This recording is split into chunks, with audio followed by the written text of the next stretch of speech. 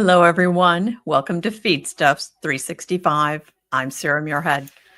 Drones have been making the news of late. We've had mysterious drones overhead and folks being arrested at airports for operating drones in restricted airspace. And now we've got some legislation that we're also looking at when it comes to Chinese-made drones when they're on FCC-regulated bandwidth. Joining us today to talk about drones in agriculture is drone expert Arthur Erickson. Arthur is CEO of Hylio, a designer, manufacturer, and provider of drones for crop applications, wetlands, forestry management, and more. Welcome, Arthur. Thank you for being with us here today.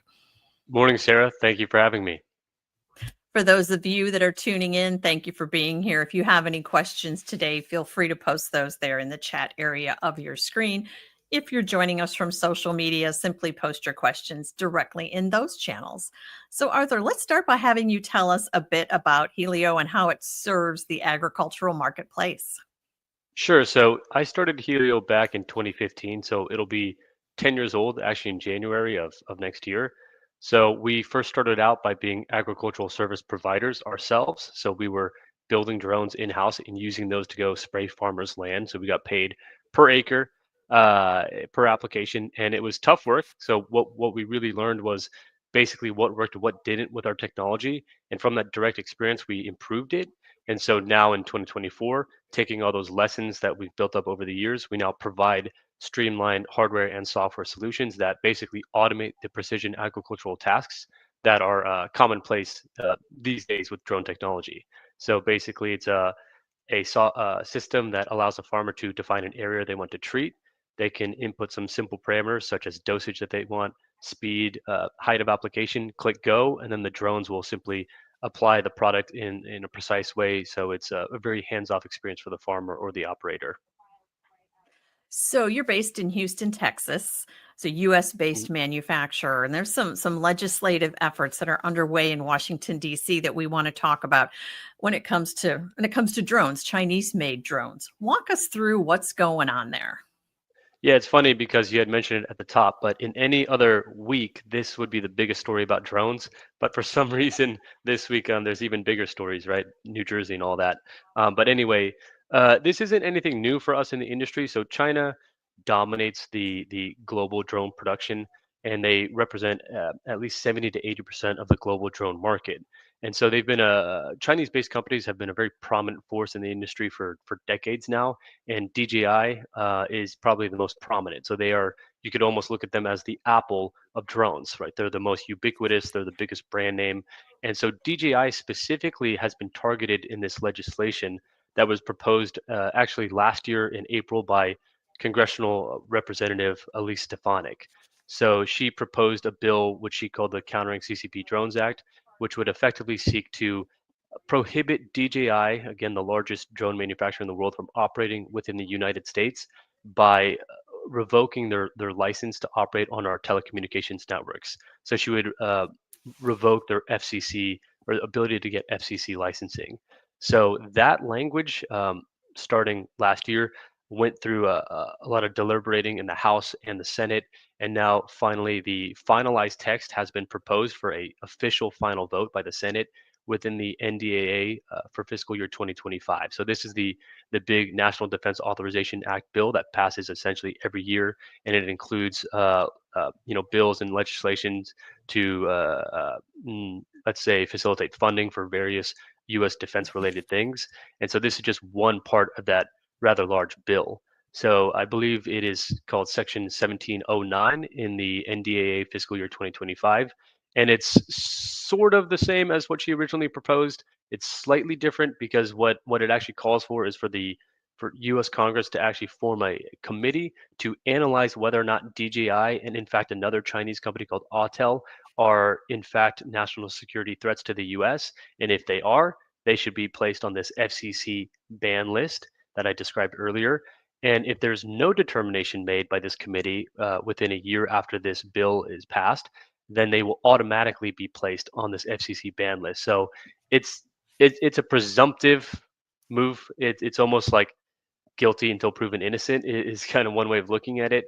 So unless the congressional committee goes out of their way to disprove that DJI and Autel are threats to national security, then they will be prohibited from the FCC list and effectively banned from operation starting, let's say, early 2026. What are the chances that analysis would happen where they'd go and take a look at that? Is that something you think Uh, that they would do, or my take on it, grain of salt, is that that's not going to happen. So again, this is just one part of a massive bill that's probably right now much more focused on Ukraine, Iran, Syria, Israel, things of that nature, right? So this is, I think, just a footnote. I'm not certain it's going to get a lot of attention, if any, from anyone in Congress, left or right. Mhm. So what might this mean for US farmers and ranchers? Well, it's interesting because U.S. farmers and ranchers still aren't heavily utilizing drone technology for applications yet. So this is an interesting moment at the beginning of the industry where it's splitting, like the timelines are splitting, and there was one version of this where China continues to dominate the U.S. market, and eventually there's a Chinese spray drone or agricultural drone on every U.S. farm, let's say 10, 20 years from now.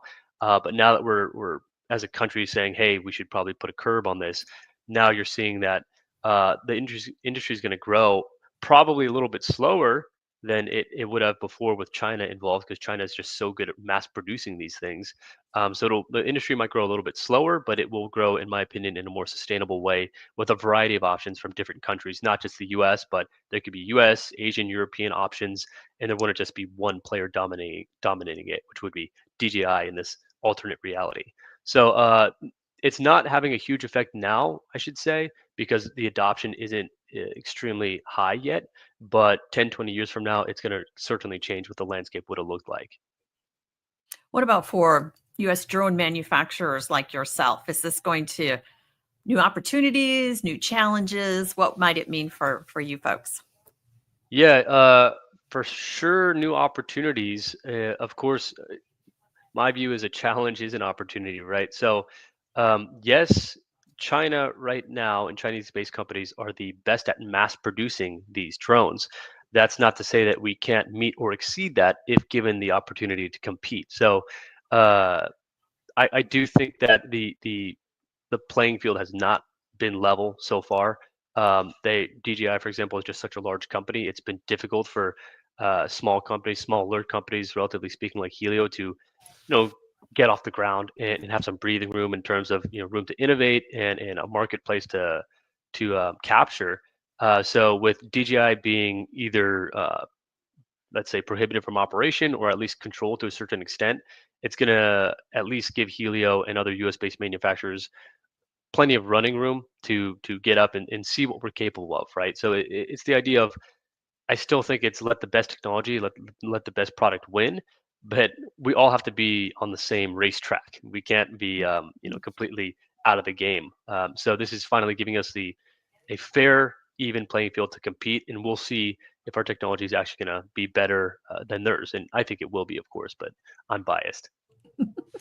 So I mean, what is the level of risk in your perception?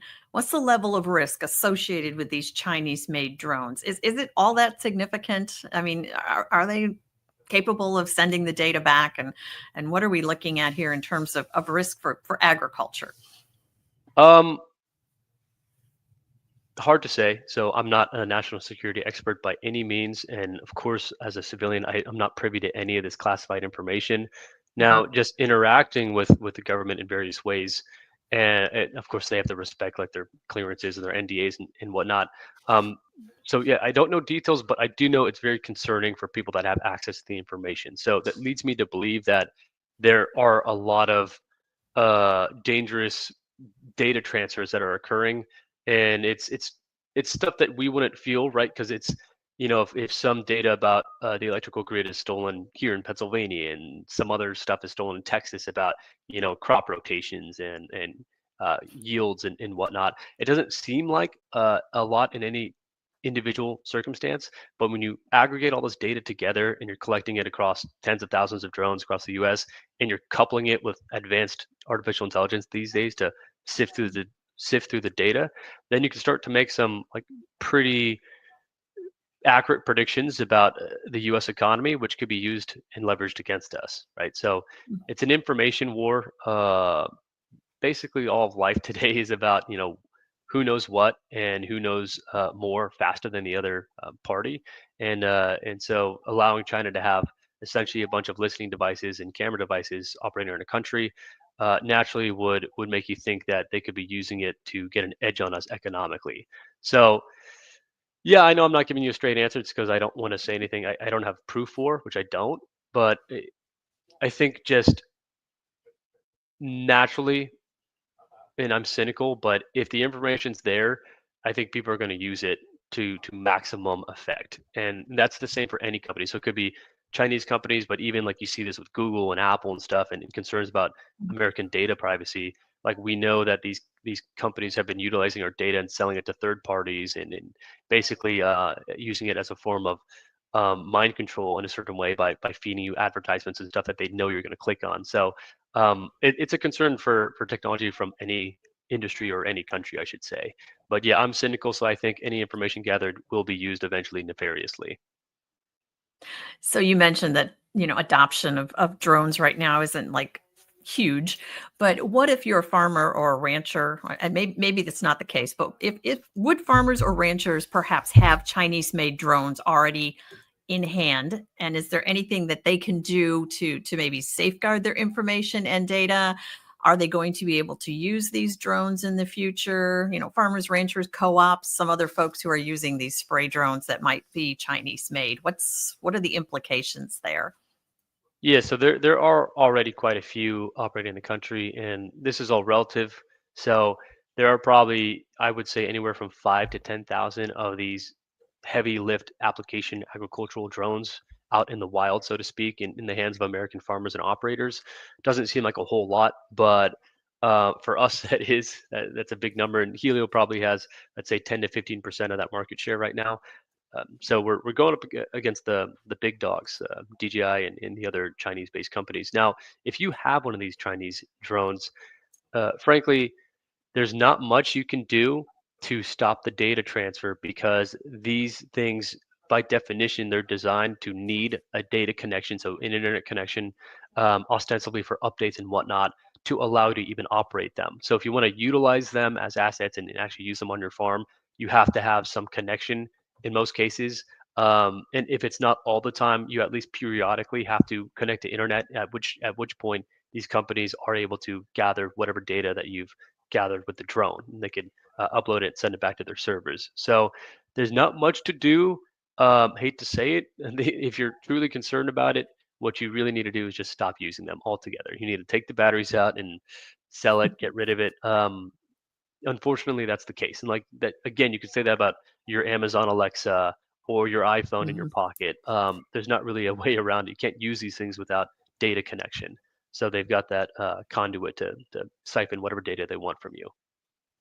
But this act that's going through, that's being considered, would also keep any drone that you might have that's Chinese made from accessing the FCC bandwidth. So if it goes through, they might not even be able to use these drones. Is that a fair Well, assessment or not? the way it's written, at least my understanding of it, is that it would apply to any future models for Okay. drones that are like units, let's call them, that are brought into the country. So anything from that date on that's imported into the country will not be able to get the license. So existing drones presumably would still be operational, would still have their FCC licenses.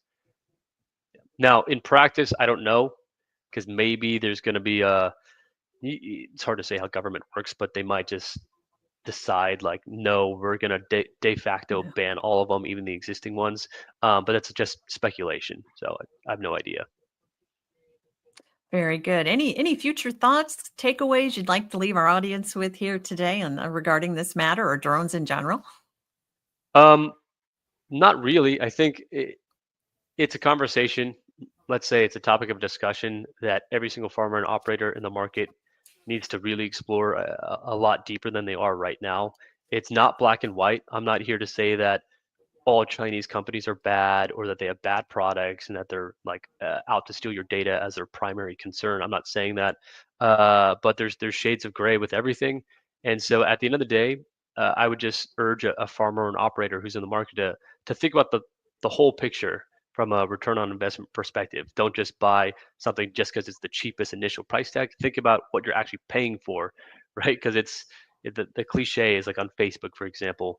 And I hope I don't get in trouble for saying this, but in the congressional hearing, they were talking about how when you're not paying for something, like you're the product, right? So you interacting on Facebook, your data and whatnot was how Facebook was making money. So you think it's free, or you think you're not paying some sort of price, but you are. And whether or not that's good or bad, that's up to you to decide. But same thing I think goes with any product, especially these drones. You might be paying a cheaper price upfront for a foreign-made drone, but think about what you're paying for in the mid and long term. Sorry. So just think about the full ROI picture, not just the initial price point. Is what I would tell people.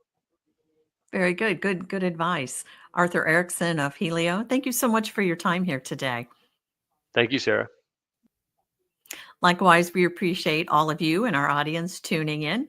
Until next time for Feedstuffs 365, I'm Sarah Muirhead.